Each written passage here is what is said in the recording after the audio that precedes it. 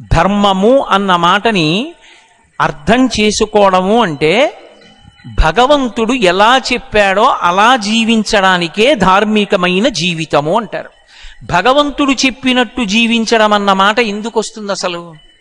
ఏమి బుద్ధినిచ్చిన వాడు నీ ఇష్టం వచ్చినట్లు ప్రవర్తించని ఎందుకు అనకూడదు? మీరు ఒక్కటి ఆలోచించండి. నా కొడుక్కి ఫీజు నేనే కడతాను, నా కొడుకుని ఒక కాలేజీలో నేనే చేర్పించాను, వాడికి పుస్తకాలు నేనే కొనిచ్చాను.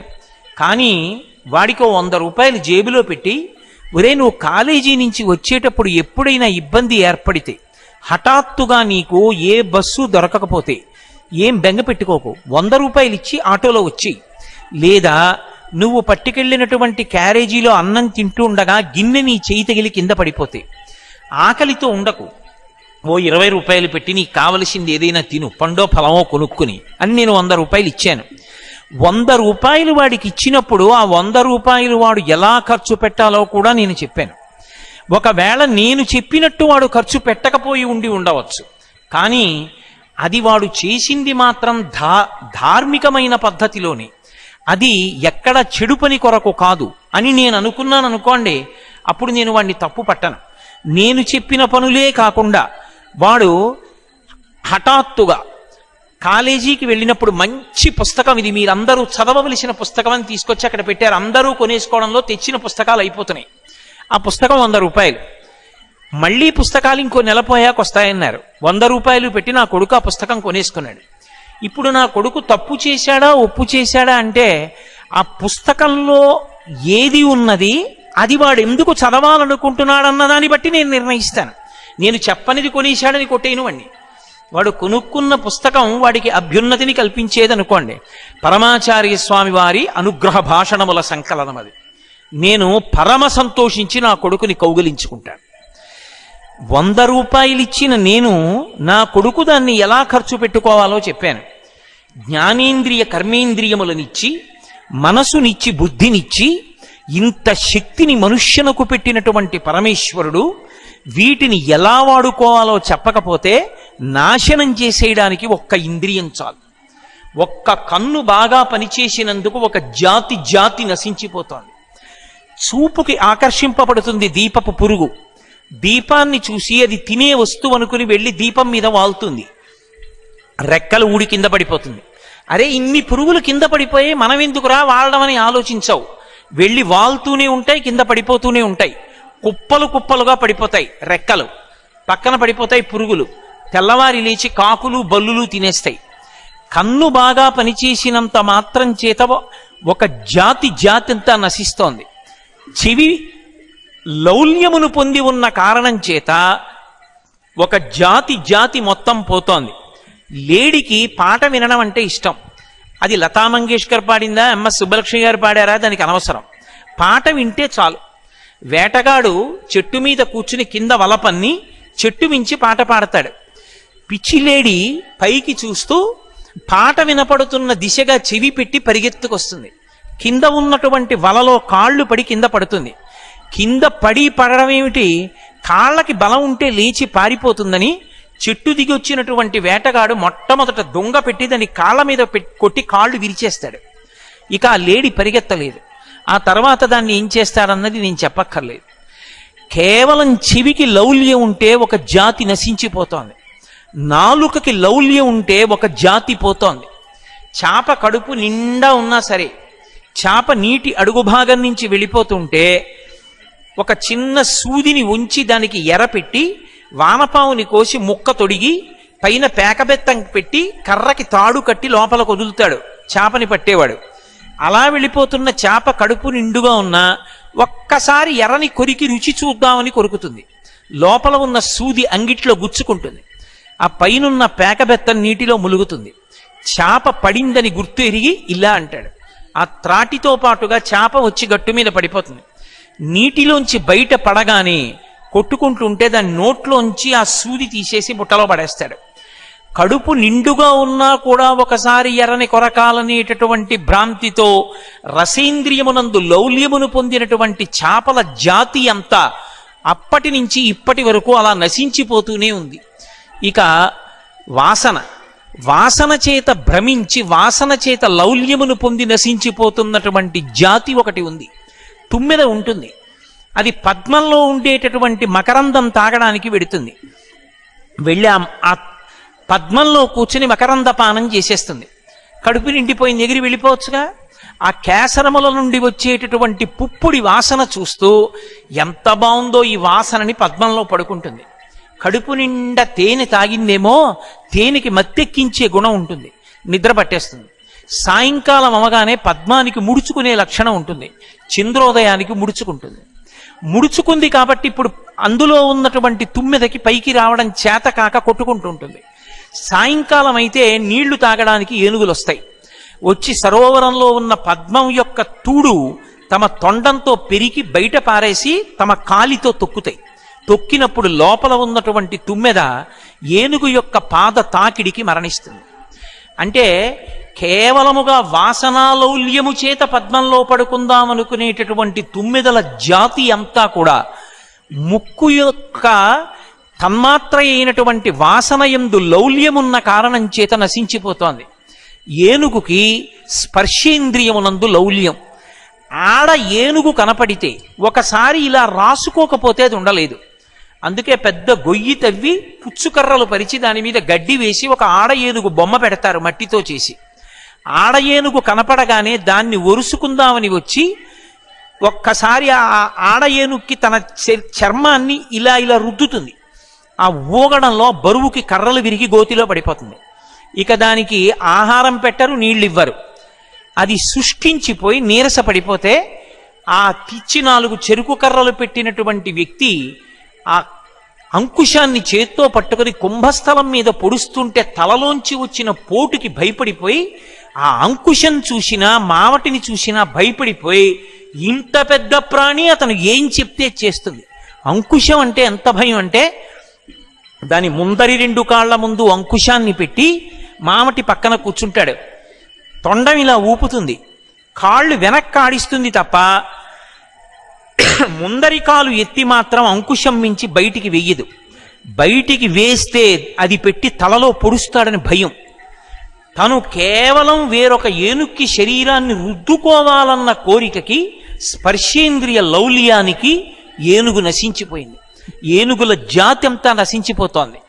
5 ఇంద్రియాలు బలంగా ఉన్నటువంటి మనిషి ఏ శాస్త్రము ప్రమాణంగా లేకపోతే ఉరే నువ్వు పాడైపోతావురా వాటిని ఇలా వాడుకోని చెప్పేవాడు లేకపోతే ఈ 5 ఇంద్రియములను పట్టుకుని మనస్సు లాగేస్తే ఎంత పతనమైపోతాడో, ఎక్కడికి వెళ్ళిపోతాడో, చిట్ట చివరికి ఎలా పాడైపోతాడో, ఎన్ని కోట్ల జన్మలు మళ్ళీ తిరియక్కుగా మారిపోతాడోనని పరమ కరుణామూర్తి అయినటువంటి పరమేశ్వరుడు వేదాన్ని ప్రమాణంగా ఇచ్చాడు. ఇచ్చి ఆచారకాండాన్ని నిర్ణయం చేశాడు. ఒరే నాయనా, మీరు మీకు ఇచ్చిన ఇంద్రియాల్ని ఇలా వాడుకోండి, ఇంద్రియముల యొక్క ఉద్ధతిని ఇలా తగ్గించుకోండి. అందుకే ధర్మము అన్న మాటకు అర్థం ఏమిటంటే కామము అర్థము ఈ రెండిటినీ కూడా, ఈ 2 పొటమరించకుండా ఉండవు. ఈ 2 ప్రతి మనుష్యుని యందు పొటమరించి తీరుతాయి. అవి లేకుండా ఎవరు ఉండడు. కానీ భగవంతుడు చెప్పిన మార్గంలోకి మళ్ళిస్తారు. ఆ మార్గంలోకి మళ్ళితే అది బంధనహేతువు కాదు. ధర్మం ఒక చట్రము. ఆ చట్రములోంచి మీరు వెళ్ళినంత కాలం సురక్షితం. పట్టాల మీద రైలు వెళ్ళినంత కాలం రైలు సురక్షితం. ఆకాశంలో వెళ్ళి క్షేమంగా భూమి మీదకి దిగితే విమానం సురక్షితం. నీటిలోనే ప్రయాణం చేస్తే ఓడ సురక్షితం. ధర్మచట్రంలోకి ఇమిడితే మనం సురక్షితం. ధర్మం ఎవరు చెప్పాలి అంటే వేదం చెప్తుంది. ఇలా బ్రతుకు, స్నానం ఇలా చెయ్యి, నిద్ర ఇలా లే, అన్నం ఇలా తిను, బట్ట ఇలా కట్టుకో, నిద్ర ఇలా నిద్రపో, తాంబూలం ఇలా వేసుకో, ఆశ్రమం ఇలా ఉండు, వర్ణము ఇలా ఉండాలి. అందుకే ధర్మము దేని మీద ఆధారపడుతుంది అంటే వర్ణాశ్రమముల మీద ఆధారపడుతుంది. ధర్మము ఇక దేని మీద ఆధారపడదు. వేదమతమునందు నిర్ద్వందంగా నిర్భయంగా చెప్పవలసిన మాట ఇదే. ఇంకొక మాట చెప్పడం సాధ్యం కాదు. ధర్మము దేని మీద ఆధారపడుతుంది అంటే వర్ణము ఆశ్రమము ఈ 2 మీద ఉంటుంది ధర్మం. అందుకే ఇంత పెద్ద సముద్రమంత వాంగ్మయం ఎందుకు రావలసి వచ్చిందంటే అసలు ధర్మం అనేటటువంటిది అందరికీ ఒకటి ఎప్పుడూ కానే కాదు.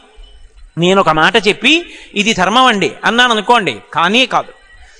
నేను ఇక్కడ కూర్చుంటే నాకో ధర్మం ఉంటుంది, ఈ వేదిక మీదకి ఎక్కాలంటే నాకో ధర్మం ఉంటుంది, ఈ వేదిక మించి దిగేటప్పుడు నాకో ధర్మం ఉంటుంది, అక్కడ కూర్చుంటే మీకో ధర్మం ఉంటుంది, మాట్లాడితే నాకో ధర్మం ఉంటుంది, నేనే వచ్చి శ్రోతగా ఉంటే నాకో ధర్మం ఉంటుంది, నేను ఇంటికి వెళ్ళిపోతే ఒక ధర్మం ఉంటుంది, నా భార్య ముందుంటే ఒక ధర్మం ఉంటుంది. వర్ణము ఆశ్రమము అన్ని ధర్మాలు ఒకలా ఉండవు. ఏ వర్ణము వారి ధర్మము ఆ వర్ణమే. బ్రాహ్మణుని ధర్మము బ్రాహ్మణునిది, వైశ్యుని ధర్మము వైశ్యునిది, క్షత్రియుని ధర్మము క్షత్రియునిది, 4వ వర్ణము వారి ధర్మము 4వ వర్ణము వారిది. ఇందులో మీరొకటి బాగా జ్ఞాపకం పెట్టుకోవాలి, వేదము ఎవరినీ తక్కువ చేసి చూడదు. ఏ ఒక్కరూ కూడా తరించడానికి తలుపులు ముయ్యడం వేదం యొక్క ఉద్దేశ్యము కానే కాదు. ఎవరు ఏది చేసినా చెయ్యమన్నది చేసిన వాళ్ళందరూ తరిస్తారని వేదం ఎలుగెత్తి చాటుతుంది. మీరు కావాలంటే పంచమ వేదమైన మహాభారతం చూడండి. మహాభారతంలో వ్యాసుడు 1కి 10 మార్లు చెప్తాడు. లోక ప్రసక్తులు వచ్చినప్పుడు వర్ణధర్మాల్ని ఎవరు పాటించారో వాళ్ళందరూ ఆయా ఉన్నత లోకాలకి చేరుకుంటారు. అన్ని వేళలా ఒకరి ధర్మాన్ని ఒకరు పట్టుకునే ప్రయత్నం ఎప్పుడూ చెయ్యకూడదు. చాలా మంది ఏమనుకుంటారంటే వేదం బ్రాహ్మణులకు మాత్రమే, బ్రాహ్మణులు పక్షపాతం, బ్రాహ్మణులు ఒక్కళ్లే తరించడానికి అలా ఉంటుంది, మిగిలిన వాళ్ళకి అవకాశం ఇవ్వలేదనుకుంటారు. నేను నిజంగా మీతో వేదంలో బ్రాహ్మణుని యొక్క జీవితం గురించి చెప్పాననుకోండి, మేము ఇలా పుట్టడం ఎంత అదృష్టమో అంటారు మీరు. వేదం చదువుకున్న బ్రాహ్మణుడు కనపడితే నమస్కారం చేసి పరమభక్తితో ఆయన చెప్పినట్లు చేస్తే చాలు, తరించిపోతారు ఒకరు. జీవితాంతం త్యాగమూర్తి అయి వేదం చదువుకున్నందుకు త్రికాలములయందు సంధ్యావందనం చేస్తూ వేదమంత్రాల్ని ఆమ్నాయం చేస్తూ ఎప్పుడు ఆ వేదం ఎలా చెప్పిందో అలాగే బ్రతుకుతూ త్యాగేనైకే అమృతత్వమానసూహయి బ్రాహ్మణుడు బ్రతకడం అంటే అంత తేలికైనటువంటి మాట కాదు. అంత కష్టపడి బ్రతుకుతాడు బ్రాహ్మణుడు. అందుకే ఎవరికి ఏది ధర్మమో అది వాళ్ళకి ధర్మం అని చెప్పింది. అంత వాంగ్మయం ఎందుకు వచ్చిందంటే వర్ణాన్ని బట్టి ధర్మం చెప్పింది, ఆశ్రమాన్ని బట్టి ధర్మం చెప్పింది. ఒకటి ధర్మం ఒకటికి ఉండదు. ధర్మం అనేటటువంటిది ఇది మీరు ధర్మం పట్టుకోండి మీ అందరూ సంతోషంగా ఉంటారన్న మాట అన్వయం అవ్వదు. ఎందుచేత ఒక్క మాట అందరికీ అన్వయం ఎప్పుడూ కాదు. సామాన్య ధర్మములని కొన్ని ఉంటాయి, అవే అన్వయం అవుతాయి. అహింస అది కూడా మళ్ళీ కొందరి దగ్గరికి వెళ్ళేటప్పటికి మారిపోతుంది. మహాభారతంలో మాంసాన్ని అమ్మినటువంటి వ్యక్తి ఒక ఆయన ఉన్నాడు, ఆయనకి వృత్తి రీత్యా ధర్మం అయిపోయింది, అప్పుడు ఆయన్ని దోషం రాలేదు. అది అందుచేతనే ధర్మం అన్నది ఆశ్రమాన్ని బట్టి ఉంటుంది. బ్రహ్మచారి ఉన్నాడనుకోండి, బ్రహ్మచారికి ధర్మం వేరు. బ్రహ్మచారిగా ఉన్నంత కాలం ఆయన ధర్మం ఏమి అంటే గురువు గారిని సేవించడం, గురుపత్ని పెట్టిన అన్నం తినడం, అహంకారం అంతటినీ విడిచిపెట్టడం, వేదం చదువుకోవడం. బ్రహ్మచారికి ఉపవాసం లేదు. ఏకాదశి ఉపవాసంలో మినహాయింపబడిన వాళ్ళల్లో బ్రహ్మచారి ఒకడు. ఎందుకంటే బ్రహ్మచారి బలంగా ఉండాలి, బాగా చదువుకోవాలి. అందుకే మేము వేద పాఠశాల పెట్టాం కానండి, వేద విద్యార్థులకి అన్నం మాత్రం పెట్టమని ఎవరు అనరు. వేద పాఠశాల పెట్టారు అంటే అన్నం కూడా పెట్టవలసిందే. ఎందుకంటే బ్రహ్మచారి అన్నం తినకుండా వేదం ఎక్కడి నుంచి చదువుకుంటాడు? బ్రహ్మచారికి ఉపవాసం లేదు. ఎందుకు లేదు అంటే బలంగా ఉండాలి, బాగా చదువుకోవాలి, బాగా ఆమ్నాయం చెయ్యాలి స్వరం పెట్టి. అందుకే బ్రహ్మచారి యొక్క ధర్మం వేరు. కాటుక పెట్టుకోకూడదు, తాంబూలం వేసుకోకూడదు, ఆయన ఎక్కడా కూడా అద్దం చూసుకోకూడదు, భోగం పట్ల అనురక్తితో ఉండకూడదు, దానం పట్టకూడదు, రేపటికని దాచుకోకూడదు. ఆకలేస్తే సన్యాసి ఎలా పెడతాడో అలా భిక్ష కోసం పెడతాడు. గృహస్థుకి ప్రధాన ధర్మం ఏమిటి అంటే బ్రహ్మచారికి సన్యాసికి భిక్ష పెట్టడం. మరి బ్రహ్మచారి ధర్మం ఒకటి. బ్రహ్మచారికి చెప్పిన ధర్మం నేను సభలో చెప్పి మీ అందరూ పాటించండి అంటే ఎలా కుదురుతుంది? కుదరదు. బ్రహ్మచారి ధర్మం బ్రహ్మచారిది. నేను చెప్పే మాటల్లో ధర్మం బ్రహ్మచారులు పట్టుకోవలసింది బ్రహ్మచారులు పట్టుకోవాలి. గృహస్థు యొక్క ధర్మం గృహస్థుది. గృహస్థు దానం పట్టచ్చు, భోగం వేదం ఎలా చెప్పిందో అలా అనుభవించవచ్చు. ఎందుకని? మీరు ఋషుల యొక్క, వేదం యొక్క, ఈశ్వరుడు యొక్క హృదయాన్ని అర్థం చేసుకోవాలి. అసలు మనుష్యునికి కామము లేకుండా ఉండడం సాధ్యము కానే కాదు. కామము పొటమరించి తీరుతుంది. వస్తువుల పట్ల కామం విడిచిపెట్టండి. ఎవరో మహాపురుషులు పుట్టుక చేత నిస్సంగులైన శుకబ్రహ్మ, వామదేవుడు వంటి వారిని పక్కన పెట్టండి. 199 మంది అథవా 100కి 100 మంది స్త్రీ పురుష సంబంధమైన కామం కూడా పొందుతారు. గర్భాష్టమంలో ఉపనయనం చేయమని ఎందుకు చెప్పారు? గర్భాష్టమం అంటే బ్రాహ్మణుడికి అమ్మ కడుపులో ఉన్న 10 నెలలు కూడా లెక్కలో పెట్టుకుని 7 సంవత్సరముల 2 నెలలు వచ్చేటప్పటికి ఉపనయనం చేయమన్నారు. ఎందుకు అంటే లింగ వివక్ష తెలుస్తుంది కాబట్టి. ఆయన యొక్క తేజశక్తిని ఓజోశక్తిగా మార్చడానికి ప్రయత్నం చేసింది శాస్త్రం. కాబట్టి ఇప్పుడు బ్రహ్మచారికి ఉండేటటువంటి ధర్మం ఒకటి, గృహస్థు దగ్గరికి వచ్చేటప్పటికి ఆయన ఒక వయసు వచ్చిన తరువాత బ్రహ్మచారిలో కామము పొటమరిస్తే బలవంతంగా కామాన్ని తొక్కిపెట్టే ప్రయత్నం చేశారనుకోండి, అది పాము తల మీద కాలు పెడితే కొంతకాలం అయిన తర్వాత బాగుంటుంది, పాము నా కాలు కింద ఉంది కదా నన్నేం చేస్తుంది అనుకుంటాడు. కానీ పడగ మీద కాలు పెట్టి నించున్నవాడు అలాగే నించోలేడు. అది తోక కదుపుతుంది, కాలుని చుట్టుకుంటుంది, బుస కొడుతూ ఉంటుంది, భయపడిపోయి కాలు తీసేస్తాడు. కాలు తీయగానే పాము చేసే మొదటి పని ఏమిటంటే ఏ కాలుతో తొక్కాడో ఆ కాలునే కాటేస్తుంది. ఇంద్రియాల్ని బలవంతంగా తొక్కి పెడితే ఇంద్రియములు కాట్లు వేస్తాయి, మళ్ళీ పతనం అయిపోతాడు.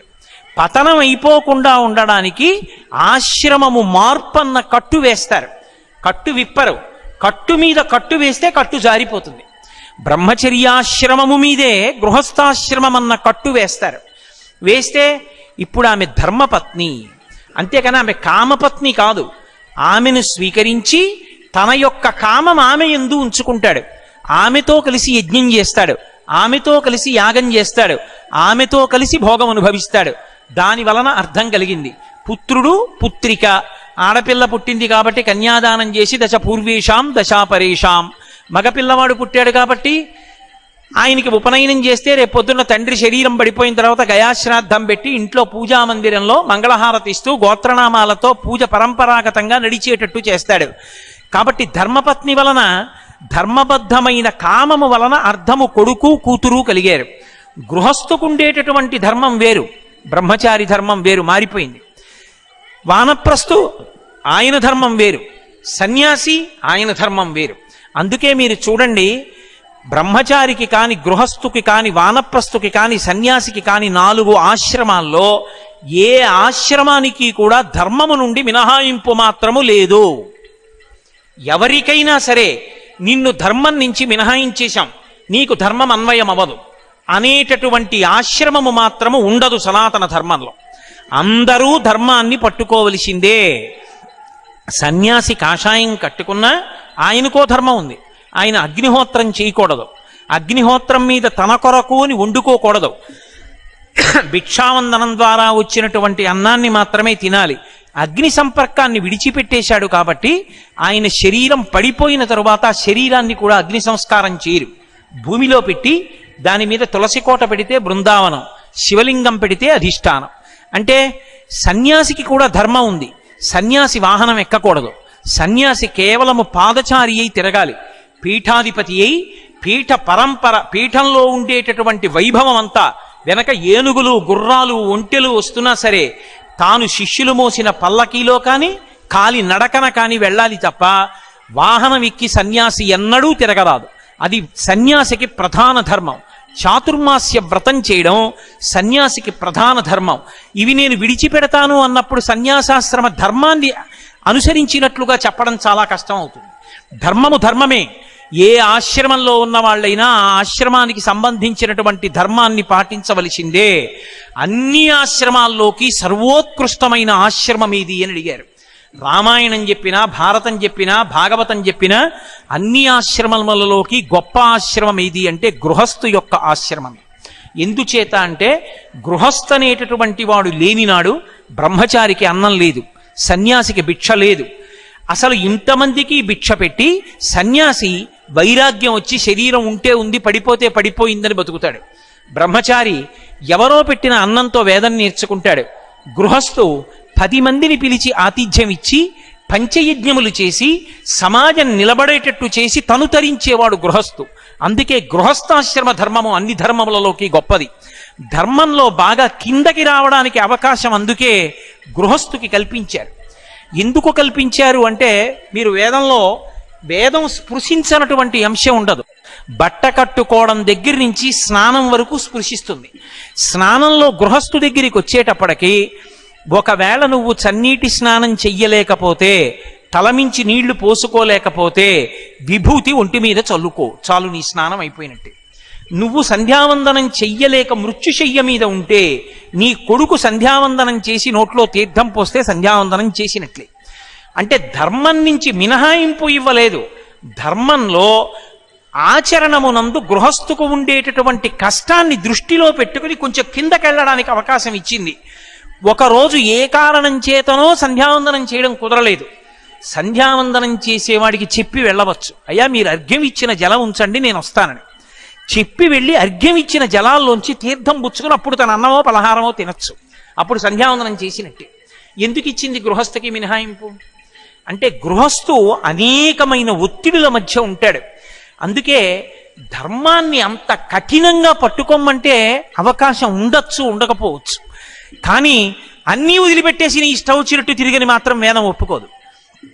అవకాశాన్ని, శరీరమునకు ఉండేటటువంటి దౌర్బల్యాన్ని దృష్టిలో పెట్టుకుని అవకాశాలు ఇచ్చుకుంటూ పెడుతుంది. చాలా మంది తెలియక ఒక మాట అంటూ ఉంటారు, మూఢాచారాలండి అంటారు.